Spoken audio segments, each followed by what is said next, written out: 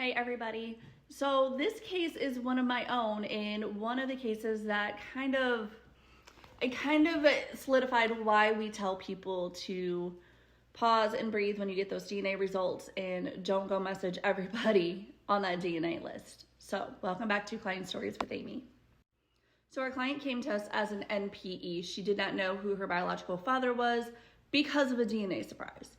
She grew up thinking dad was her dad. Everything was happy-go-lucky. Dad and mom did divorce, and dad paid, her words, paid out of the behind on child support for her whole entire childhood, paid for her college education, paid for everything that she needed, paid for her wedding, really paid for everything. And she took a DNA test just for fun and found out that I don't have any matches to my dad's side. Where's my dad's matches? I see all the moms. I see these people, I don't even know who the heck they are, but where are my dad's family? I don't see it. She dug a little bit further, and then she realized what a lot of us realize when they take a DNA test, that dad is not my dad. So our client caught up in the whole, oh my gosh, where do I go now? She messaged every single person and literally said, I don't know who my dad is. Can you help me find my dad?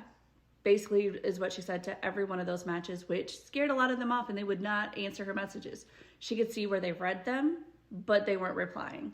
So when we got the case, we said, hey, if you haven't messaged any of your matches yet, this is how we coach them to do it. And we say, be very vague. Just say, hey, I'm looking to find more about my family line.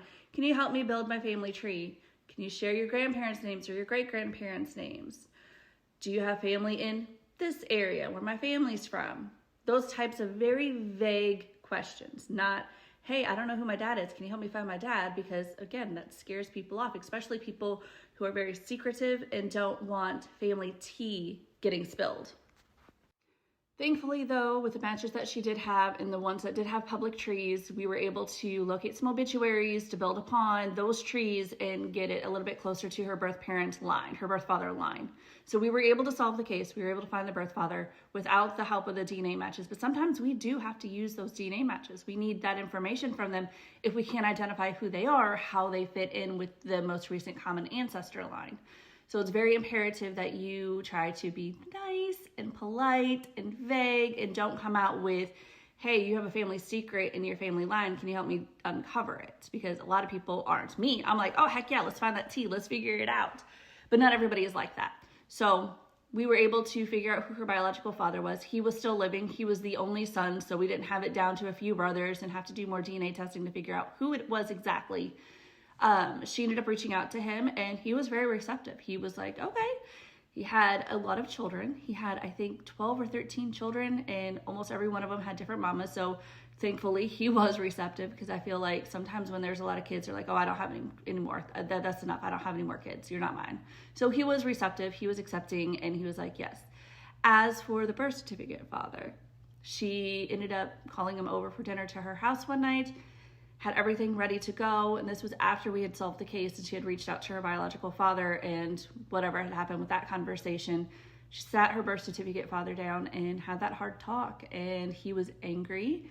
He didn't believe it until she literally showed him everything. She was prepared for this conversation. She was prepared for it to go either way. She was ready. So she kind of laid it all out on the table, said that she was bawling her eyes out. He was bawling his eyes out. And then he finally realized it, and he says, I don't care. You're still my child. I love you. You are my baby girl. None of this is your fault. This fault lies with your mother and your mother alone, but I love you. It's okay. We're family. That's that. So even though it was a shocking thing, and she did tell him the truth, which I do believe that he is entitled to know the truth too. But that's how that story went. It was great. But that's it for today. Just remember, be vague. Don't come out saying exactly what you think. Just be very vague, and I'm building my family tree. That's all you need to tell them. That's it for today. I'll see you guys later. Don't forget to hit like and follow. Bye, everybody.